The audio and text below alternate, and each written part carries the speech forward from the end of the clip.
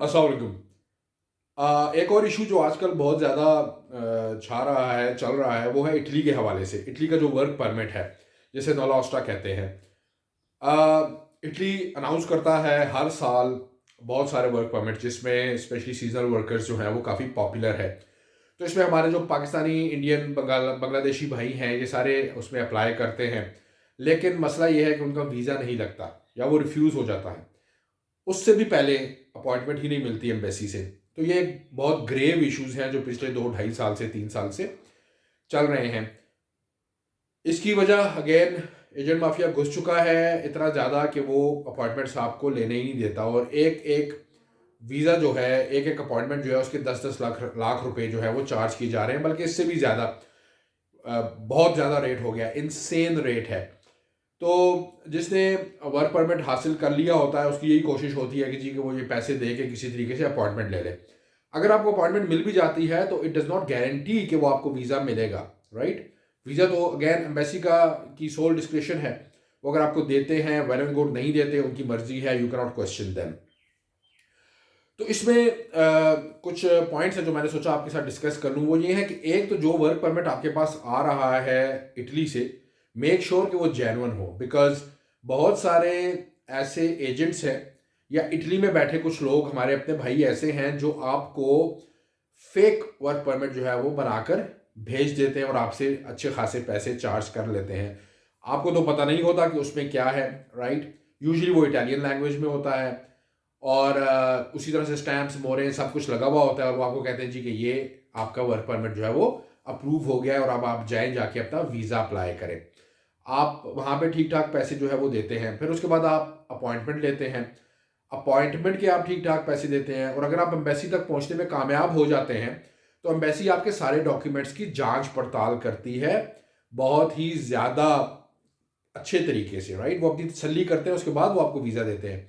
तो make sure कि एक तो जो आपका वर्क परमिट है वो लेजिटिमेट हो, वो जेन्युइन हो, वो फेक ना हो। दूसरा, जो आपने एक्सपीरियंस लेटर्स लगाए हैं साथ, एक्सपीरियंस लेटर्स बड़ा मैटर करते हैं।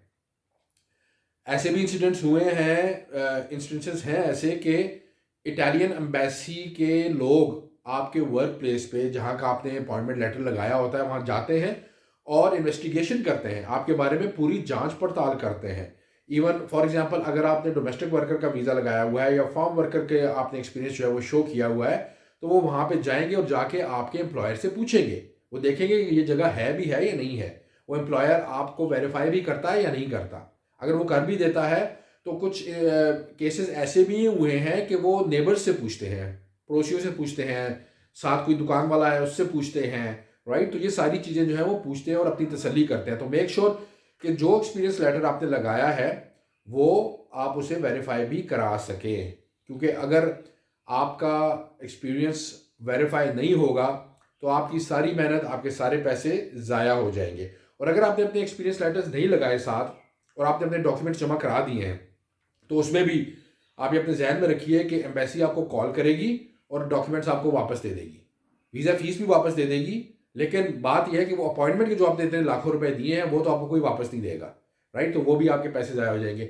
इसलिए मेक श्योर कि जितने भी डॉक्यूमेंट्स रिक्वायर्ड हैं, वहाँ का वर्क परमिट, आपका passport, ID card, experience letters, इसके अलावा एफआरसी, जो भी रिक्वायर्ड है वो आप एक प्रॉपर फाइल बना के उस वक्त आप जमा कराएं, ताकि आपके ये पैसे जो है वो ज़ाया ना हो। लेकिन अगेन, सबसे पहले जो मोस्ट इंपॉर्टेंट चीज़ है वो ये है कि जो आपका वर्क परमिट वहाँ से आ रहा है वो लेजिटिमेट है, वो ओरिजिनल है, वो जेन्युइन है।